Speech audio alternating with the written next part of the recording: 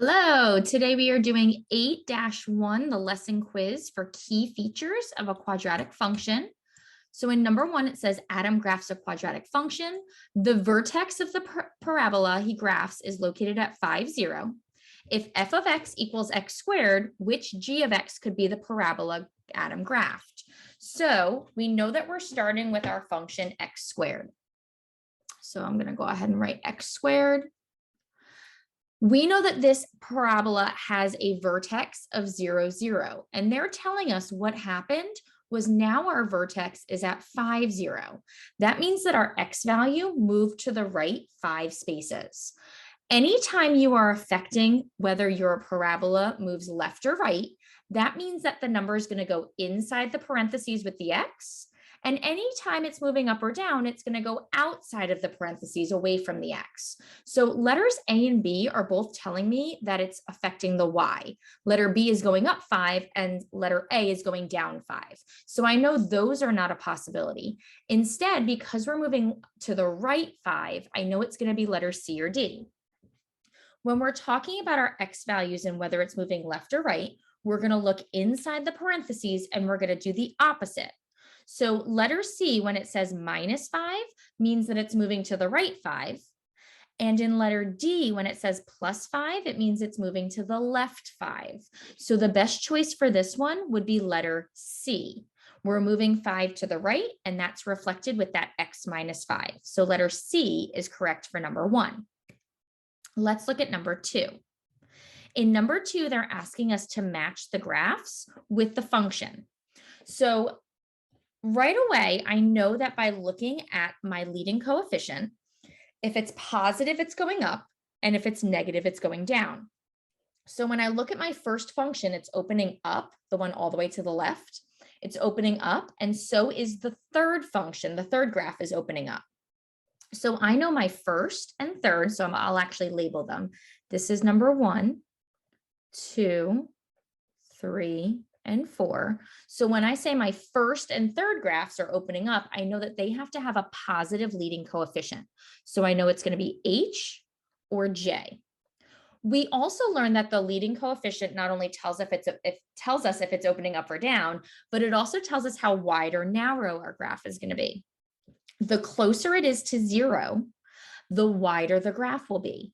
So looking at my 2 graphs opening up, I know that first one is wider, which means that must be function H, because 0.5 is going to be closer to 0 than 2, which means number 3 is going to be function J. So since I'm done with those 2, I'm going to move on to my negative graphs. And my negatives are -2 and -1. Even though we don't see that 1 in front of the x, we know that it's there. So that represents a -1. Again, they're going to be opening down because of the negative, but we're going to determine the wider graph is going to go with the number that's closer to 0. And -1 is going to be closer to 0 than -2. So my graph number 4, the wider graph, is going to be G. And number 2 is going to be graph F, because it's going to be more narrow than my other graph because it's further from 0. So these are the correct graphs with their correct functions. Number 3. In number 3, it says for which function is the average rate of change over the interval 1 is less than x is less than 5 greater than the average rate of change over the same interval for the function g of x equals 1.8 x squared.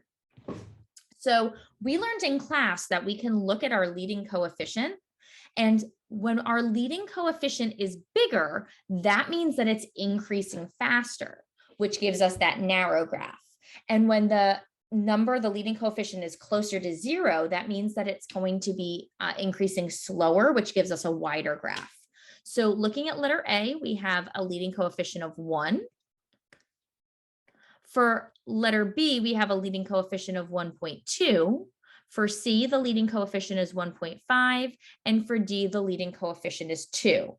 If we're thinking about which one's going to be increasing faster than our function of 1.8, it would have to be letter D, because that's the only number that's bigger than 1.8.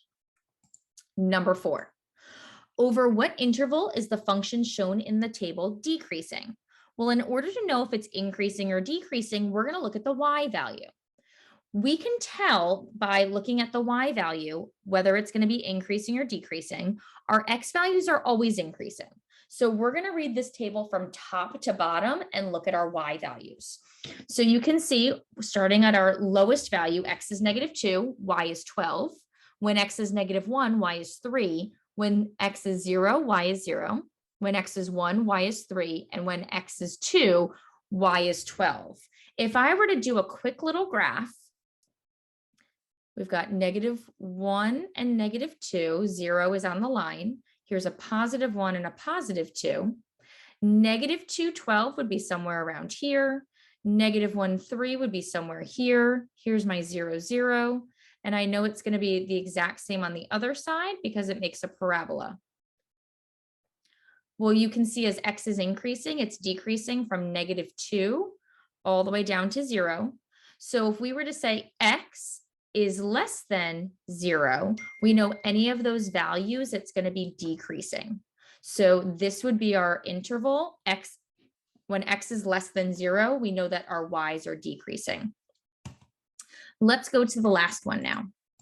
For number 5, it says, Cindy's square garden has a side length of x feet. She will plant 5 tulip bulbs per square foot.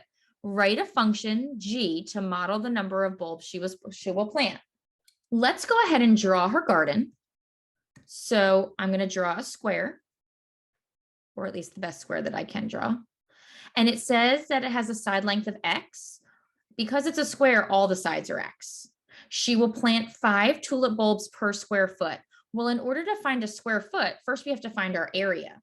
So when you do length times width, it's going to be x squared. And if she's doing 5 tulip bulbs per square foot, we're going to multiply x squared times 5.